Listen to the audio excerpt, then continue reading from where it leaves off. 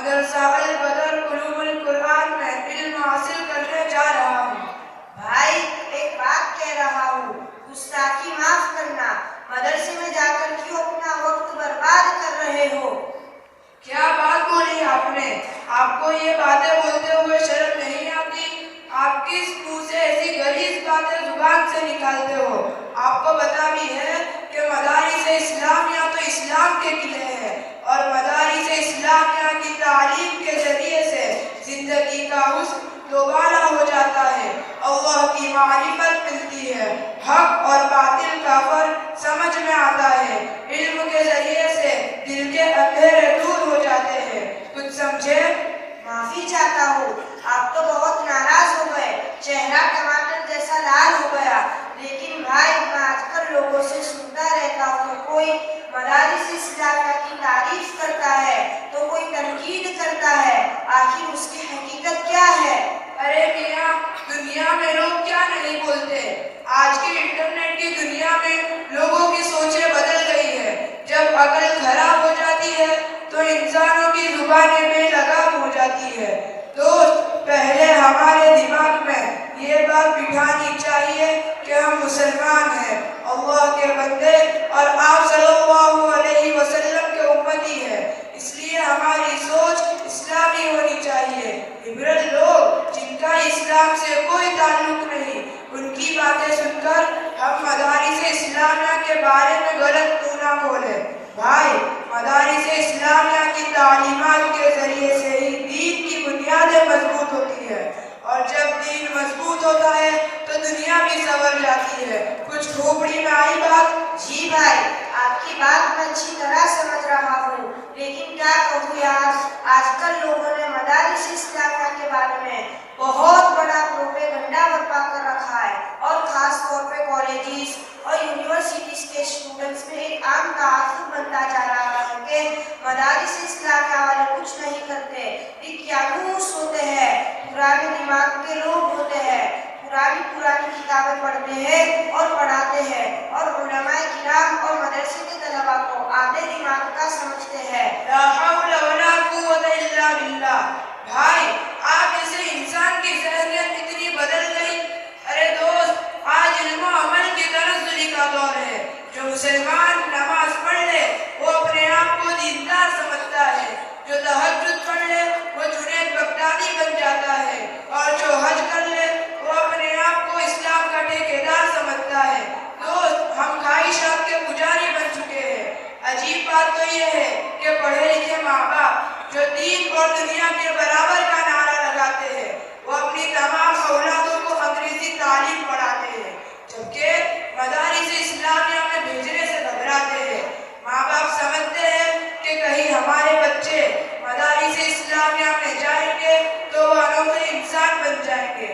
مدارس اسلامیہ کے طلباء کو دنیا میں عجیب مخلوق سمجھتے ہیں، حالانکہ مدارس اسلامیہ میں جا کر صحیح علم حاصل کرنے سے معاشرے میں سب سے قیمتی انسان بن کر وہ ابھرتا ہے۔ سمجھے میاں؟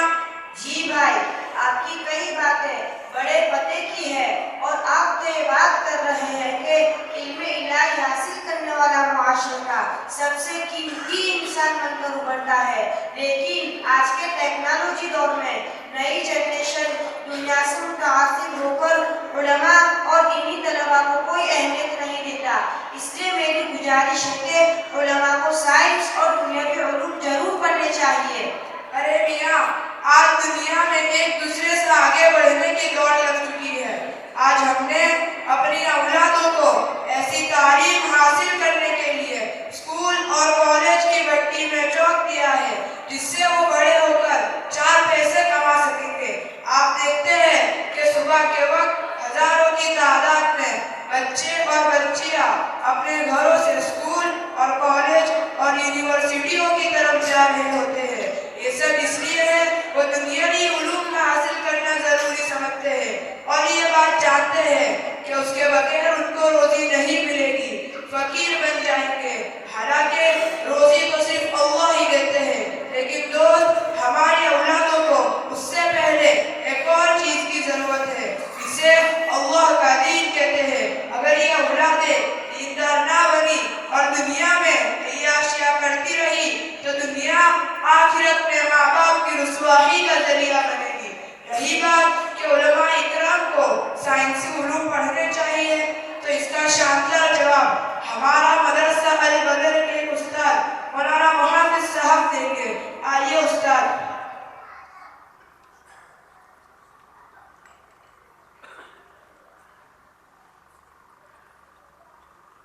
अस्सलामु अलैकुम वरहमतुल्लाहि वबरकातुहू। वालेकुम अस्सलाम वरहमतुल्लाहि वबरकातुहू। जी मियाँ, आप बोल रहे हैं कि उलमाए किराम और तलबा को साइंसी उलूम पढ़ने चाहिए। हालांकि ये बात हमें उलमा की जमात को बोलना चाहिए कि आज दुनिया में उलूम पढ़ने वालों को दीनी उलूम पढ़ने की ज़रूरत है, क्योंकि उलमाए किराम की तादाद को देखें तो पूरी दुनिया की आबादी में 5% भी नजर नहीं आएगी, जबकि स्कूल और कॉलेजेस में असली उलूम हासिल करने वाले 95% स्टूडेंट्स होंगे।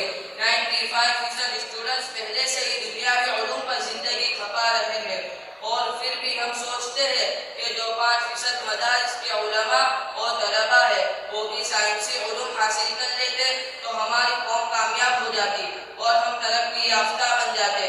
हालांकि हमारी ये सोच 100% गलत है। कल को नजर जब दिमाग हो जाते हैं तो फिर इंसान के दिमाग उल्टे ही चलते हैं। जी मौलाना, इनको आपने बिल्कुल सही समझाया। आज दुनिया में उलमा और तलबा की तादाद कम होती जा रही है। आपने तो 5% कहा, बल्कि 2% से कम बच्चे मदारिस इस्लामिया में आ रहे हैं और 98% तो दुनियावी तालीम में लगे हुए हैं, जिनमें से अक्सर का दीन से कोई वास्ता नहीं होता। जी भाई, आप तो माशाल्लाह पहले से ही समझ चुके हैं, लेकिन आपके दोस्त का दिमाग अलग ही चल रहा है। इसलिए मिस्टर, आप अपना कान खोलिए। हमें तो इस बात को दिल में बिठाना है कि जो 5% तलबाए किराम कुरान और हदीस की तालीम हासिल करने के लिए अपने आप को वक्फ कर चुके हैं, वो इस उम्मत के मोहसिन है, जो मुआशरे की सही इस्लाह करते हैं और कौम को गंदगी के दलदल से निकालते हैं। जब लोगों को मसाइल पूछने होते हैं उस वक्त भी यही 5% उलमा होते हैं जो उनके इल्मी बोझ को अपने सर लेते हैं, कदम कदम पर बताते हैं जिंदगी खूबसूरत कैसे बन सकती है। समझे मियाँ? जी मौलाना, आपने हमारी दिल की गिरहें खोल दी। उल्टा चोर कोतवाल को डांटने वाला मामला हो गया है। सबकी जुबान पर एक नारा है, मदारिस इस्लामिया स्कूल के साथ होने चाहिए ताकि बच्चे दीनी उलूम के साथ दुनियावी तालीम हासिल कर सके। हाँ जी, लोगों की जुबानों पर यही चलते हैं। आज हमारे स्कूल्स और कॉलेजेस में तालीम हासिल करने वाले जितने स्टूडेंट्स हैं, जहाँ वो साइंसी और मैथ्स के सब्जेक्ट पढ़ते हैं, क्या वो वहाँ कुरान और हदीस के मज़ामिन नहीं पढ़ सकते? हालांकि हमारे यहाँ अक्सर स्कूल का मैनेजमेंट मुसलमान ही करते हैं।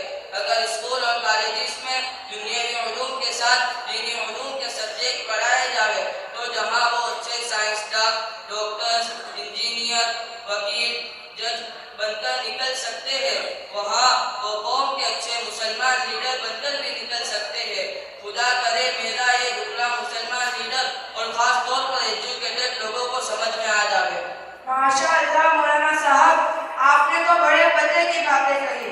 अच्छा, आपके मदरसे में पढ़ने वाले तलबा का क्या निज़ाम है, कुछ बता सकते हैं?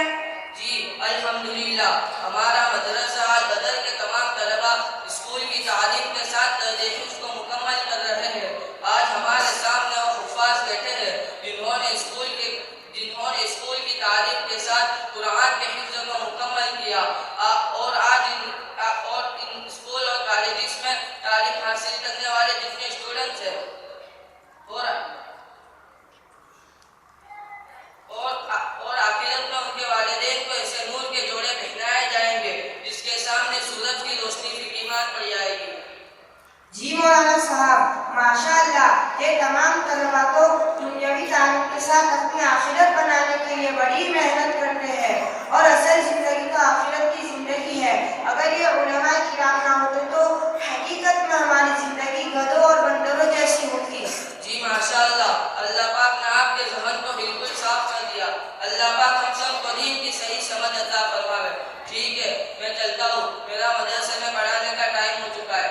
अस्सलामु अलैकुम व रहमतुल्लाहि व बरकातुहू। वालेकुम अस्सलाम व रहमतुल्लाहि व बरकातुहू। माशाअल्लाह, बहुत तरफ से पानी है। لہذا قلوب کی مضبوطی دور کرنے اور ذہن کی بندش کھولنے کے لیے مدرسہ خانہ کے 3 طلباء کو جو دعوت دیتا ہوں جو عشق رسول میں گوتا لگا کر اس طرح گنگنائے کہ ہر ایک محفل عشق نبی لب پر ناتے پاک کا نغمہ کل بھی تھا اور آج بھی ہے، لب پر ناتے پاک کا نغمہ کل بھی تھا اور آج بھی ہے، میرے نبی سے میرا رشتہ کل بھی تھا اور آج بھی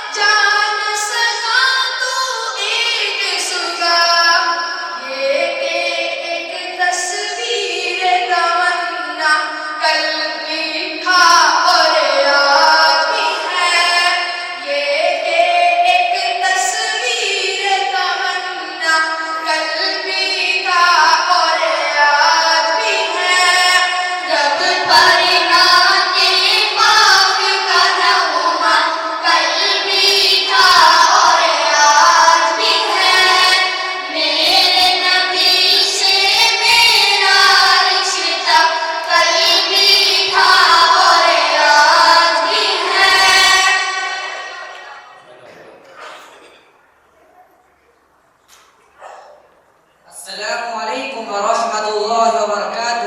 وعلیکم السلام ورحمۃ اللہ وبرکاتہ۔ خیریت سے ہے بھائی؟ 3 دن سے آپ ہمارے ساتھ بیٹھنے بھی نہیں آئے اور آپ کے چہرے پر تو تھکن کے آثار بھی بہت ہے، کوئی ٹینشن ہے کیا؟ بھائی کیا بتاؤں، زندگی عذاب بن گئی ہے، ایک ایک گھڑی بڑی مشکل سے گزر رہی ہے۔ ایسا کیا ہوا بھائی؟ آپ کے ایسے بول سے میری دل کی دھڑکنیں بڑھ گئی، ہاتھ کپکانے لگے۔ آپ پر ایسی کون سی آفت آ پڑی کہ آپ کی زندگی عذاب بن گئی؟ اصل میں بات یہ ہے کہ 3 دن سے والدہ کی طبیعت بہت خراب ہے اور بیوی تو میری ماں کو دیکھنا بھی نہیں چاہتی اور میں گھر میں نوکر بن کر رہ گیا ہوں۔ سارے کام مجھے ہی کرنے پڑتے ہیں، ان کو دوا پلانا، ان کو کھانا کھلانا، ان کے بستر کو صاف کرنا اور بچھانا، یہ سارے کام مجھے ہی کرنے پڑتے ہیں۔ یار بہت تھک جاتا ہوں، کاروبار میں من نہیں لگتا۔ ماشاءاللہ، زبردست، پھر آپ تو بہت خوش نصیب ہے۔ خوش نصیب اور میں، وہ کیسے؟ بھائی ایسے بہت کم لوگ ہیں جن کو والدین کی خدمت کر کے جنت کمانے کا موقع ملتا ہے۔ آپ اسے بوجھ نہ سمجھے بلکہ اللہ پاک کی ایک بڑی نعمت سمجھے۔ ارے میاں، جنت تو اپنی جگہ پر ہے، لیکن کیا کروں، میرے گھر تو بہت بڑا پرابلم ہے۔ میری بیوی میرا مغز کھا رہی ہے کہ تیرے ماں باپ کی خدمت نہ میں کروں گی نہ تجھے کرنا ہے، ہم تو انہیں اولڈ ہاؤس یعنی وردھاشرم بھیج دیتے ہیں۔ اگر تو نے میری بات نہ مانی، میں تجھے چھوڑ کر اپنے میکے چلی جاؤں گی۔ بھائی یہ آپ کیا بول رہے ہیں؟ بیوی کی بات سن کر اپنی پیاری ماں کو اولڈ ہاؤس میں چھوڑ دیں گے؟ لا حول ولا قوت الا باللہ۔ آپ کی جہالت کی تو انتہا ہو گئی۔ صحیح کہا ہے میرے آقا صلی اللہ علیہ وسلم نے۔ صحیح ترمذی میں حضرت علی رضی اللہ تعالی عنہ سے روایت ہے کہ رسول اللہ صلی اللہ علیہ وسلم نے فرمایا، میری امت جب 15 کام کرے گی تو آزمائش مبتلا ہوگی، یہ کام ہونے لگے تو تم سرخ آندھیوں کا انتظار کرو جس میں آگ ہوگی وہ لوگوں کو جلا دے گی، وہ لوگ زمین میں دھسا دیے جائیں گے اور ان کے چہرے اور شکلیں خنزیر کی طرح ہو جائے گی۔ ان 15 کاموں میں سے ایک کام یہ ہے کہ بیوی کی بات مانی جائے گی اور ماں کی نافرمانی کی جائے گی، دوستوں کے ساتھ بھلائی کا معاملہ ہوگا اور باپ کو دھکے مارے جائیں گے۔ رہا مسئلہ ماں باپ کی خدمت کا، اگر بیوی خدمت کر رہی ہے تو بڑا احسان ہوگا، یقیناً اللہ تعالیٰ کی بارگاہ میں اجر پائے گی۔ لیکن اگر وہ خدمت نہیں کر رہی ہے تو آپ اسے مجبور نہیں کر سکتے۔ آپ کے لیے تو اپنے ماں کی خدمت کرنا تو فرض ہے، اس میں آپ اپنے وائف کی بات مان کر اپنی ماں کو اولڈ ہاؤس میں ڈالیں گے تو دنیا میں بھی آزمائش میں رہو گے اور آخرت میں بڑے خطرناک عذاب میں مبتلا رہو گے۔ جیسا کرو گے ویسا بھرو گے۔ کھوپڑی میں بات اتری کہ نہیں؟ ہاں بھائی، اب میں کیا کروں، اپنی اثر کو کون سے پتھر میں ماروں؟ بیوی کی غلامی کرتا ہوں تو ماں کو چھوڑنا پڑتا ہے اور ماں کی خدمت کرنے جاتا ہوں تو بیوی نے اپنے میکے کا سامان تیار کر رکھا ہے اور چولہے جیسا چہرہ بنا کر بڑی بڑی آنکھیں نکال رہی ہے۔ اب تو ہی بتا میں کون سے تالاب میں ڈوب مروں؟ میرا مغز تو بالکل نہیں چلتا ہے، اس پرابلم کا سولوشن کیا ہو سکتا ہے؟ میرا گھر تو جہنم نما بن چکا ہے، 24 گھنٹے جھگڑے کے علاوہ کچھ نہیں۔ اب تو دوست کیا بتاؤ، میرے مغز کی گولیاں کھانا شروع کر دی ہے۔ بھائی مسئلے کا حل تو بہت ہی آسان ہے، ٹینشن لینے کی ضرورت بالکل نہیں ہے۔ زندگی کے ہر مسئلے کا حل اللہ پاک نے شریعت میں رکھا ہے، بس تھوڑا ٹھنڈا دماغ رکھیے اور شریعت کی روشنی میں اپنے گھر کے نظام کو چلائیے۔ انشاءاللہ باری تعالیٰ آپ کے گھر کو جنت کا نمونہ بنائیں گے، بس تھوڑا بیلنس کر کے گھر کے نظام کو چلانا ہوگا۔ جی دوست، آپ نے بالکل صحیح کہا۔ اب مجھے بتاؤ شریعت ماں باپ کی خدمت کرنے کے بارے میں کیا کہتی ہے؟ بس میرا گھر جنت جیسا بن جائے اور ساس بہو پیار سے رہے اور مجھے کسی کے حقوق کے بارے میں حق تلفی نہ ہو۔ بالکل صحیح سمجھے آپ دوست، یہ ساری باتیں ہم ہمارے مدرسے کے ایک عالم دین کی زبان سے سنیں گے جو بہت ہی محنتی، دیندار اور با اخلاق ہے۔ آئیے مولانا محمد صاحب آپ ہمارے سامنے مختصراً ان باتوں پر روشنی ڈالیے کہ کہ شوہر اپنے والدہ اور بیوی کے درمیان بیلنس کیسے کرے اور ان کے حقوق ادا کرنے والا کیسے بنے۔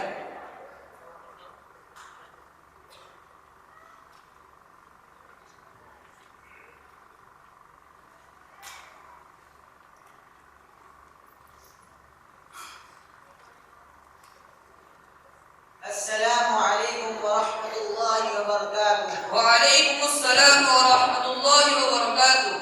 میرے دوستوں، اللہ تعالیٰ نے ہمیں جو مذہب اسلام دیا ہے وہ بہت پیارا مذہب ہے۔ مذہب اسلام نے ہمیں زندگی گزارنے کا بہترین طریقہ دیا ہے۔ زندگی کے ہر پہلو پر شریعت نے روشنی ڈالی ہے۔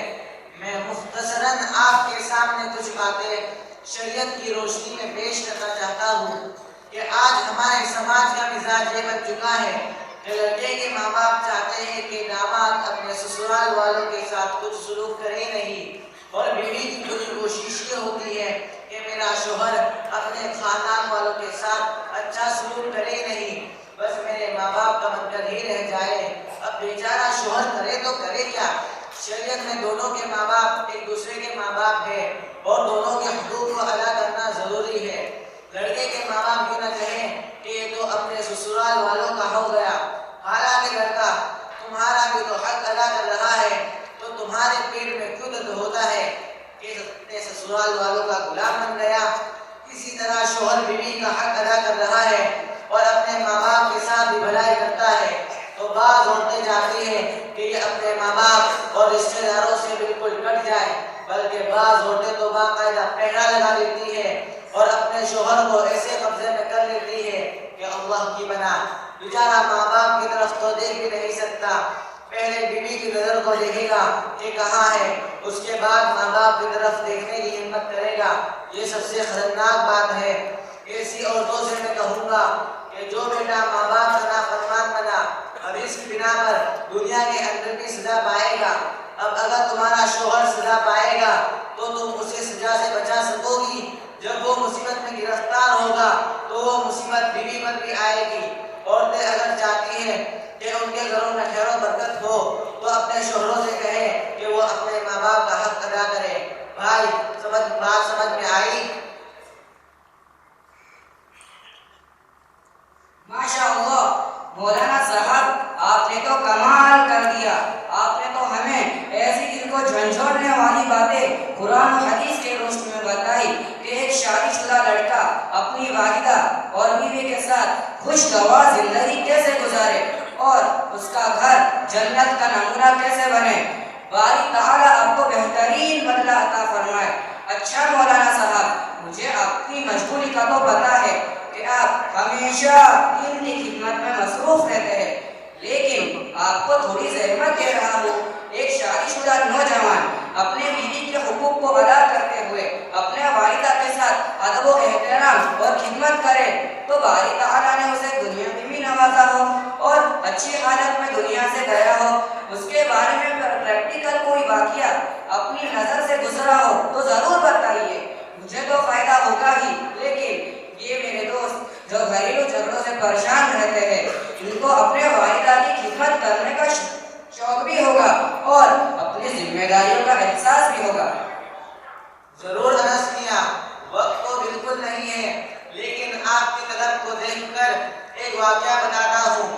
ڈاکٹر نور محمد جو پڑوس ملک کے بہت بڑے ڈاکٹر ہیں، ان کا آنکھوں دیکھا وہ واقعہ بتاتا ہوں کہ ماں باپ کی خدمت کے بدلے اللہ تعالیٰ نے کلمے والی موت نصیب فرمائی۔ ڈاکٹر نور محمد نے لکھا ہے کہ ایک پروفیسر کو زوردار ہارٹ اٹیک ہوا، بچنے کی کوئی امید نہ تھی، ہم تمام ڈاکٹر علاج میں مصروف تھے، قریب میں اس کی بوڑھی ماں بیٹھی ہوئی تھی۔ میں نے سنا کہ وہ چپکے اللہ سے دعا کر رہی تھی کہ اے اللہ، میں اپنے بیٹے سے راضی ہوں، تو بھی اس سے راضی ہو جا، لیکن حملہ بڑا سخت تھا، بچنے کی کوئی امید نہ تھی، مگر میں نے دیکھا کہ مریض نے زور سے کرنا پڑا اور مسکراتے ہوئے دنیا سے رخصت ہو گیا۔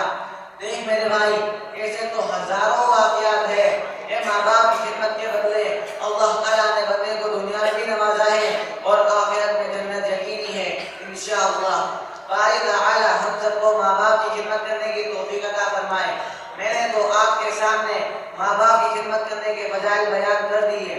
लेकिन मैं हमारे मदरसे के नाजिम साहब से दरख्वास्त करूंगा कि वो आपके सामने माँ बाप की बेइज्जती करने पर अल्लाह पाक का कितना गज़ब करता है और उसका दुनिया में क्या अंजाम होता है, इसके मुताल्लिक़ कुछ वाक़ियात कुरान और हदीस की रोशनी में बताएंगे इंशाअल्लाह। आइए नाज़िम साहब।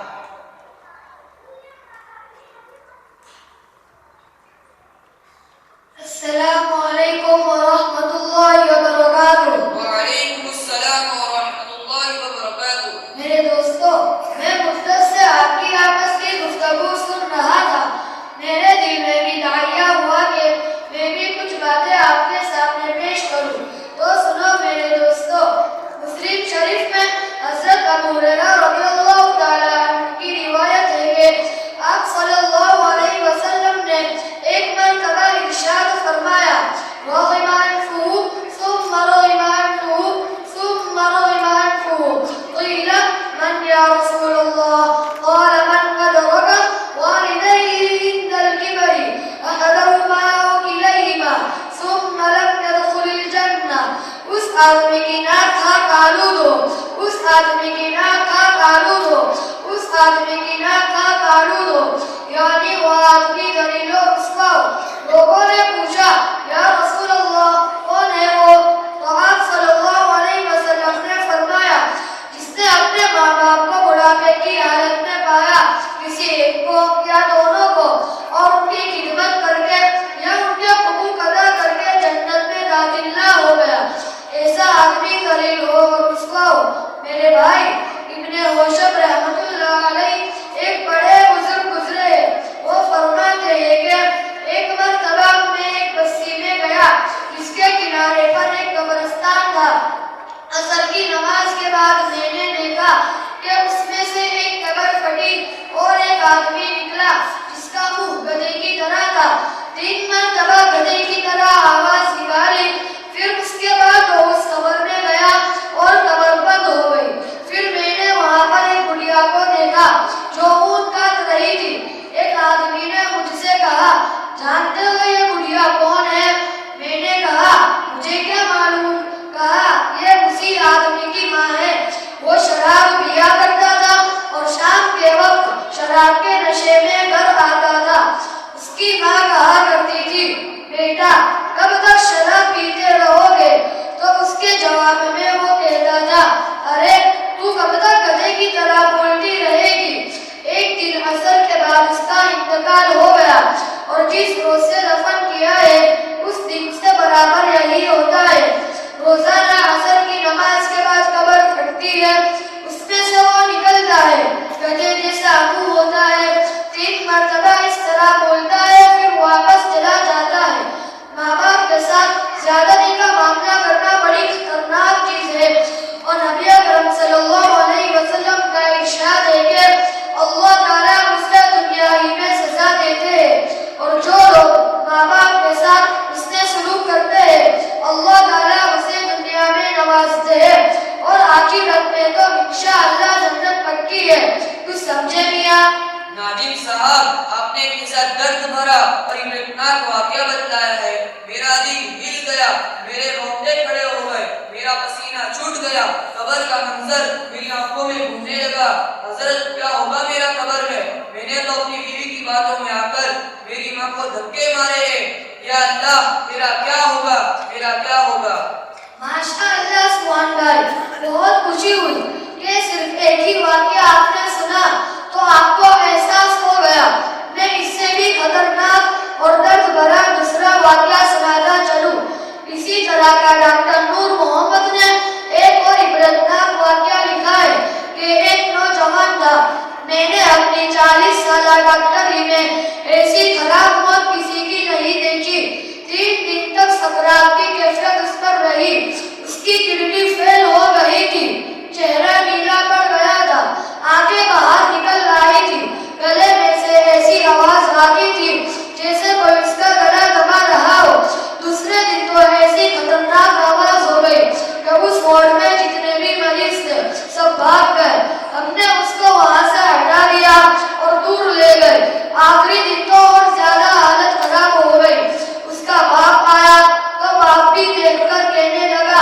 کہ ڈاکٹر صاحب زہر کا انجیکشن لگا دو جس سے اس کو موت ہو جائے۔ میں نے اس کے باپ سے پوچھا اس کی ایسی حالت کیوں ہے، تو اس نے کہا وہ اپنی بیوی کی طرف جاری کرتا تھا اور اپنی بیوی کی طرف جاری کرنے میں اپنی ماں کو مارتا تھا۔ اللہ اکبر، کتنے عبرتناک اور دل کو جھنجھوڑنے والے واقعات ہیں۔ باری تعالیٰ ہماری حفاظت فرمائے۔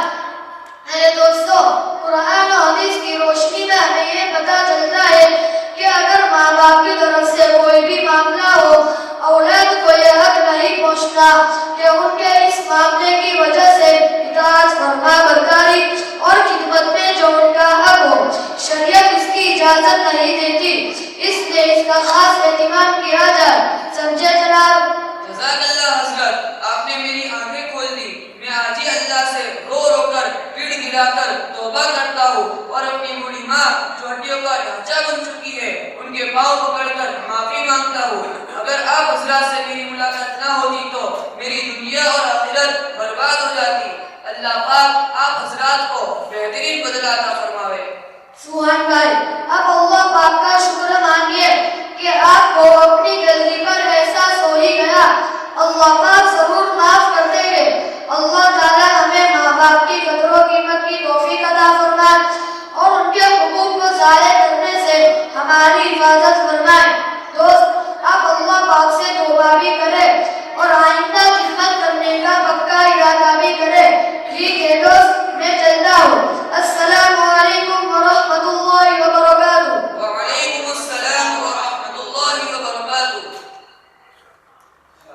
حرف انعام ہے رب رحمان کا۔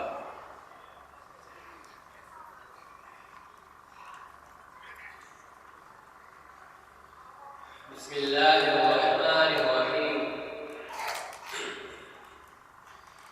ہم پہ انعام ہے رب رحمان کا، سر پہ ہے تاج یہ حفظ قرآن کا۔ ہم پہ انعام ہے رب رحمان کا، سر پہ ہے تاج یہ حفظ قرآن کا۔ ہم کو قسمت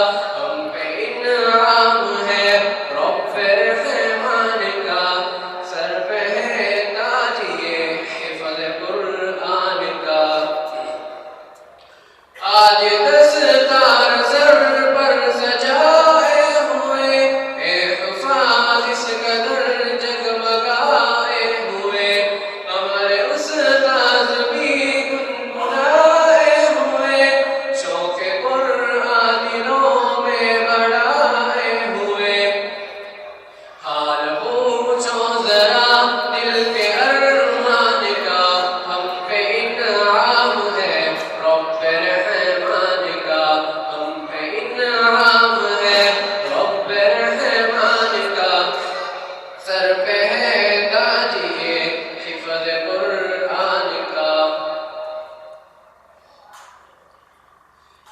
ایک حافظ و خدا کی اطاعت رہے، خیر و تقوی پہ بھی استقامت رہے، اس امانت کی دل میں حفاظت رہے، روز شب بس زباں پر تلاوت رہے، پاس رکھنا تم اس عہد و پیمان کا، ہم پہ انعام ہے رب رحمان کا، ہم پہ انعام ہے رب رحمان کا، سر پہ ہے تاج یہ حفظ قرآن کا۔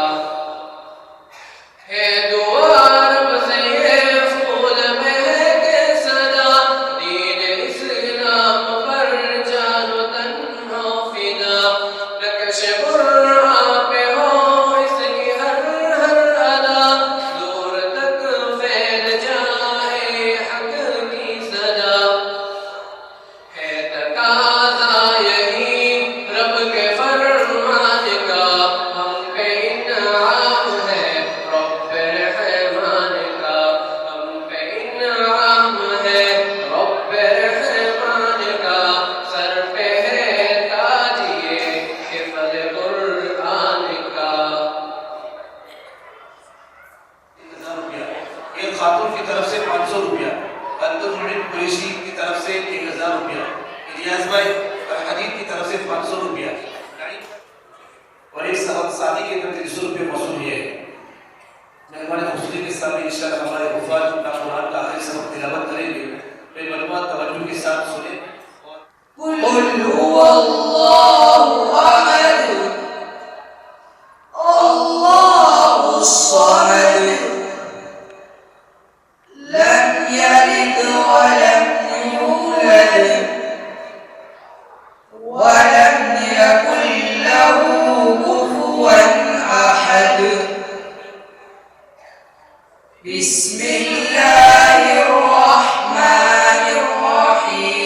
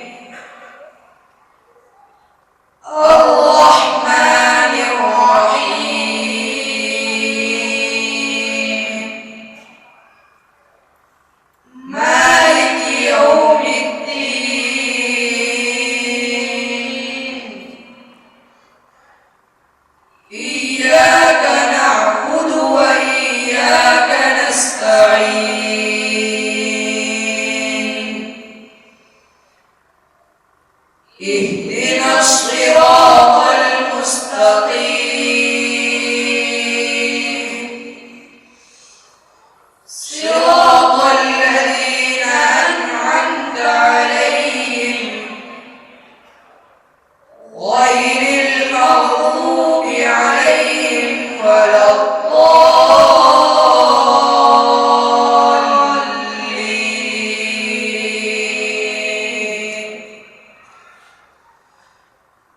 بسم الله الرحمن الرحيم.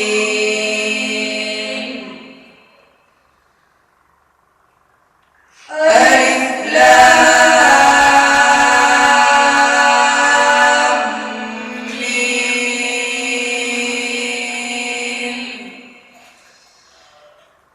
ذلك الكتاب لا ريب فيه هدى للمتقين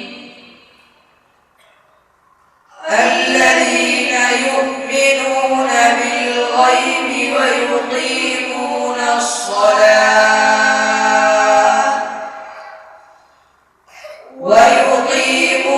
الصلاة ومما رزقناهم ينفقون والذين يؤمنون بما